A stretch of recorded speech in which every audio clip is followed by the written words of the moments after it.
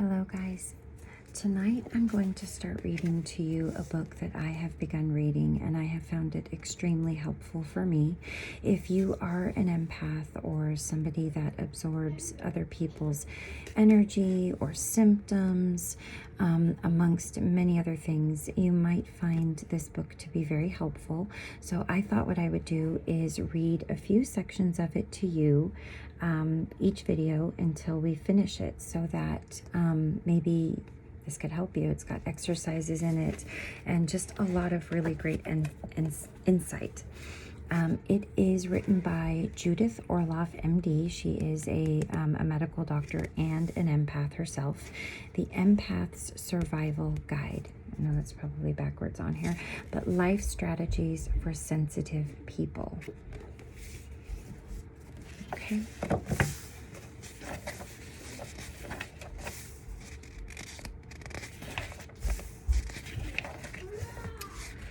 Sorry if you hear my son in the background. He's playing. It's kind of loud. All right, so the first part is figuring out if you are indeed an empath. Chapter 1, Are You an Empath? Introduction to Empathy. I'm a physician with 14 years of conventional medical training at USC and UCLA. I am also an empath. In my medical practice of over 2 decades, I specialize in treating highly sensitive people like myself. Though there is a spectrum of sensitivity that exists in human beings, empaths are emotional sponges who absorb both the stress and joy of the world. We feel everything, often to an extreme, and have little guard up between ourselves and others. As a result, we are often overwhelmed by excessive stimulation and are prone to exhaustion and sensory overload. I'm so passionate about this topic both professionally and personally because I've had to develop specific strategies to manage the challenges of being an empath myself. These allow me to protect my sensitivities so I can maximize their benefits, and there are so many. I want to share with you how to become a balanced, empowered, and happy empath. To thrive, you must learn ways to avoid taking on the energy, symptoms, and stress of others.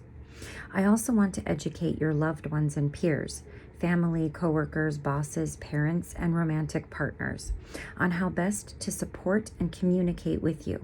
In this book, I will show you how to accomplish these goals. I offer the Empaths Survival Guide as a resource for kindred sensitive souls to find understanding and acceptance in a world that is often coarse, heartless, and disdainful of sensitivity. In it, I challenge the status quo and create a new normal for how to view sensitivity, wherever you are on that spectrum. There is nothing wrong with being sensitive. In fact, you are about to discover what's most right about yourself. Through this book, its companion audio program, which I do not have, but she also has that, and workshops for empaths, I want to create a community of support so that you can find your tribe, be authentic, and shine. I want to support a movement of people who honor their sensitivities. Welcome to a circle of love. My message to you is one of hope and acceptance. I encourage you to embrace your gifts and manifest your full power on the empath journey. And for anyone who wants to know, the audio program is called Essential Tools for Empaths. Now, what is an empath? Empaths have an extremely reactive neurological system. We don't have the same filters that other people do to block out stimulation. As a consequence, we absorb into our own bodies both the positive and stressful energies around us. We are so sensitive that it's like holding something in a hand that has 50 fingers instead of 5. We are truly super responders. Research shows that high sensitivity affects approximately 20% of the population, though the degree of one's sensitivity can vary. Empaths have often been labeled as overly sensitive and told to get thicker skin. As children and adults, we are shamed for our sensitivities rather than supported. We may experience chronic exhaustion and want to retreat from the world because it often feels so overwhelming. But at this point in my life, I wouldn't give up being an empath for anything. It lets me sense the secrets of the universe and know passion beyond my wildest dreams. However, my empathic abilities haven't always felt this incredible to me. Growing up as an empath, like many empathic children, I never fit in. In fact, I felt like an alien on Earth waiting to be transported to my real home in the stars. I remember sitting in my front yard looking up at the universe and hoping that a spaceship would take me home. I was an only child, so I spent a lot of time by myself. I had no one to relate to who could understand my sensitivities. No one seemed to be like me. My parents, who were both physicians, I come from a family of 25 physicians, said, "Sweetheart, toughen up and get a thicker skin," which I didn't want or even know how to do. I couldn't go to crowded malls or parties. I'd walk in feeling fine and walk out exhausted, dizzy, anxious, or suffering from some ache or pain I didn't have before. What I didn't know back then was that everyone has a subtle energy field surrounding their body, a subtle radiant light that penetrates and extends beyond it, a distance of inches or even feet. These fields communicate information such as emotions and physical well-being or distress. When we are in crowded places, the energy fields of others overlap with ours. I picked up all of these intense sensations, but I had absolutely no idea what they were or how to interpret them. I just felt anxious and tired in crowds, and most of all, I wanted to escape. As a teenager in Los Angeles, I got heavily involved with drugs to block out my sensitivities. I'm not recommending this to you. Then, with my sensitivities numbed, I could cope.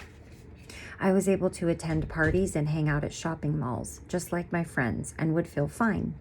What a relief that was. In my memoir, Second Sight, I wrote about how I turned to drugs to shut off my intuition and empathic abilities. But after a near tragic car accident during which I went over a 1,500-foot cliff in Topanga Canyon at 3 a.m. in an Austin Mini Cooper, my parents were scared to death and sent me to a psychiatrist. Naturally, I fought my psychiatrist the whole way. But, in fact, this angel in human form was the first person to help me realize that to become whole, I had to embrace my sensitivities, not run from them. This was the start of my healing and self-acceptance as an empath. Since I was so frightened by my childhood empathic and intuitive experiences, part of my evolution as a physician and a woman has been to learn to embrace these abilities. They are precious and deserve to be nurtured and supported. That's why I specialize in helping empaths in my psychiatric practice and workshops. Yes, we empaths can flourish. Empathy is the medicine the world needs. The empathic experience. Now let's explore in more detail the empath experience. See if you relate personally or have a loved one or colleague who qualifies as an empath. First, what is the difference between ordinary empathy and being an empath? Ordinary empathy means our heart goes out to another person when they are going through a difficult period. It also means that we can be happy for others during their times of joy. As an empath, however, we actually sense other people's emotions, energy, and physical symptoms in our bodies without the usual filters that most people have. We can experience other people's sorrow and also their joy. We are super sensitive to their tone of voice and body movements. We can hear what they don't say in words, but communicate non-verbally and through silence. Empaths feel things first, then think, which is the opposite of how most people function in our over-intellectualized society. There is no membrane that separates us from the world. This makes us very different from other people who have had their defenses up almost from the time they were born.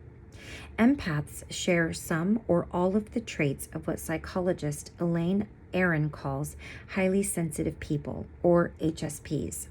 These traits include a low threshold for stimulation, the need for alone time, sensitivity to light, sound, and smell, plus an aversion to large groups. In addition, it takes highly sensitive people longer to wind down after a busy day because their system's ability to transition from high stimulation to quiet and calm is slower. Empaths also share a highly sensitive person's love of nature and quiet environments. Empaths, however, take the experience of the highly sensitive person further. We can sense subtle energy, which is called Shakti or Prana in Eastern healing traditions, and we absorb this energy into our own bodies. Highly sensitive people don't typically do that. This capacity allows us to experience the energies around us in extremely deep ways. Since everything is made of subtle energy, including emotions and physical sensations, we energetically internalize the feelings, pain, and various physical sensations of others.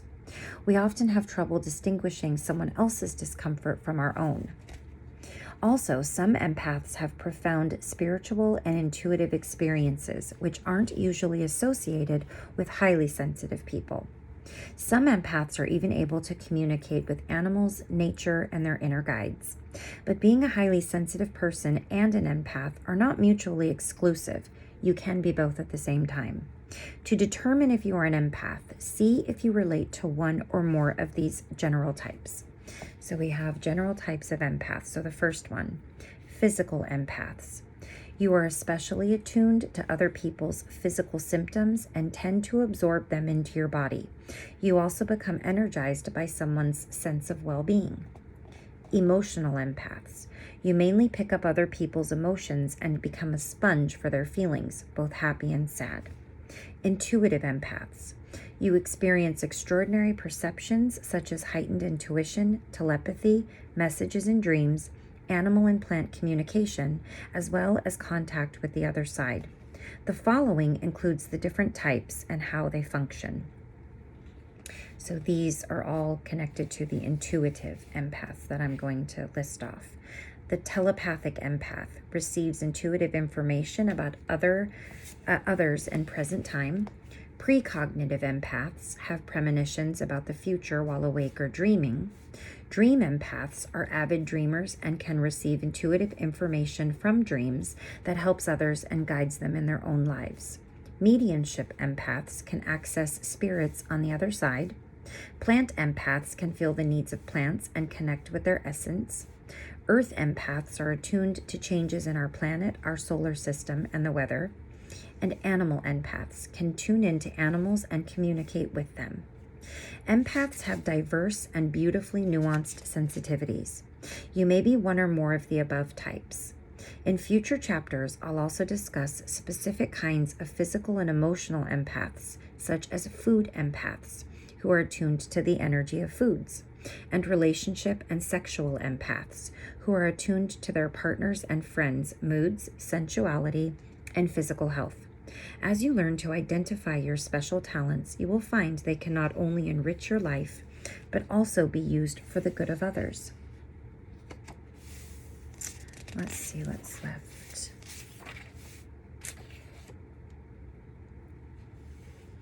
I think I'll stop right there because maybe I can read one more section. This one's called Styles of Relating, Introverted and Extroverted Empaths. Physical, emotional, and intuitive empaths can have different styles of socializing and interacting with the world. Most empaths are introverted, though some are extroverted. Other empaths are a combination of both. Introverted empaths, like me, have a minimal tolerance for socializing and small talk. They tend to be quieter at gatherings and prefer leaving early. Often they arrive in their own cars so they don't have to feel trapped or dependent on others for a ride. I love my close circle of friends and mostly stay away from big parties or gatherings. I also don't like small talk, and I've never learned to do it, which is common for the introverted type. I can socialize in groups for usually 2 or 3 hours before I feel overstimulated. My friends all know this about me and don't take it personally when I excuse myself early. In contrast, extroverted empaths are more verbal and interactive when socializing and enjoy the banter with others more than introverted empaths do. They also can stay longer in social situations without getting exhausted or overstimulated. How does someone become an empath? Many factors can contribute. Some babies enter the world with more sensitivity than others. An inborn temperament. You can actually see it when they come out of the womb. They're much more responsive to light, smells, touch, movement, temperature, and sound. Also, from what I've observed with my patients and workshop participants, some sensitivity may be genetically transmitted. Highly sensitive children can come from mothers and fathers with the same traits. In addition, parenting plays a role. Childhood neglect or abuse can also affect sensitivity levels for adults. A portion of empaths I've treated have experienced early trauma, such as emotional or physical abuse, or were raised by alcoholic, depressed, or narcissistic parents. This could potentially wear down the usual healthy defenses that a child with nurturing parents develops. As a result of their upbringing, these children typically don't feel seen by their families, and they also feel invisible in the greater world that doesn't value sensitivity. In all cases, however, empaths haven't learned to defend against stress in the same way that others have. We're different in this respect. A noxious stimulus, such as an angry person, crowds, noise, or bright light, can agitate us because our threshold for sensory overload is extremely low. And I will stop right there, and then the next time we'll talk about the science of empathy, how this works in the brain, because there's several different ways. So that was your little introduction.